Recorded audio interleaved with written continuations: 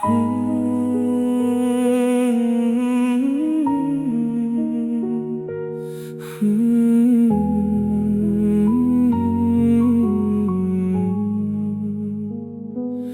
ก็ชีวิตខ្ញុំងងឹតម្លេះ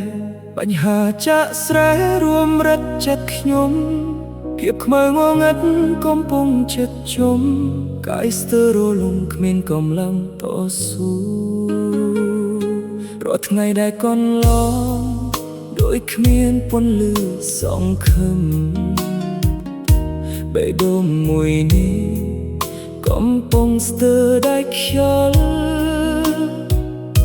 ព្រោះទុកទាំងឡាយមិនព្រមចាក់ចេញ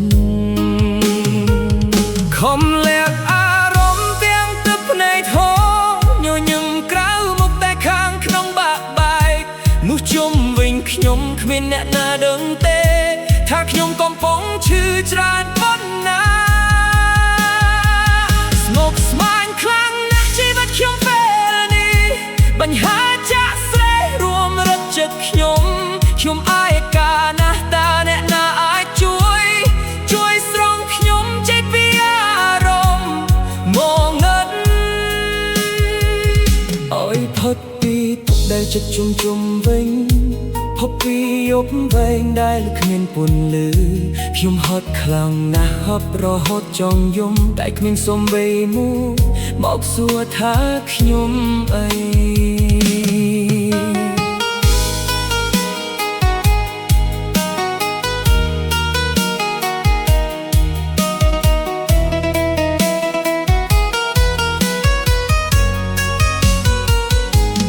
រើបំរះដោះស្រាយបញ្ហា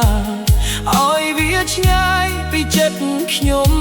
តែភាពពងឹតបាយជារិតខ្លាំងលើស្ពីមសិលមិញទៅទៀតពេលខ្លះខ្ញុំគិតថាខ្លួនឯងគ្មានតម្លៃ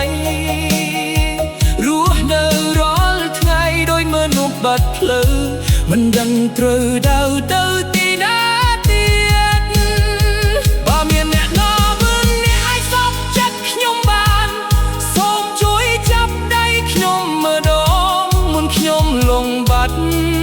ក្នុងភាពឯកាបញ្ហាកំពុងចាក់ស្រែរួមរត់ចិត្តខ្ញុំឯកាណាស់តើអ្នកណាអាចជួយខ្ញុំស្រង់ខ្ញុំពីអារម្មណ៍បាក់បែកឲ្យផុតពីទុក្ខងងឹតចិត្តជុំមុនបេះដូងមួយនេះលែងមានខ្មងឡងបនត្រួសទៅ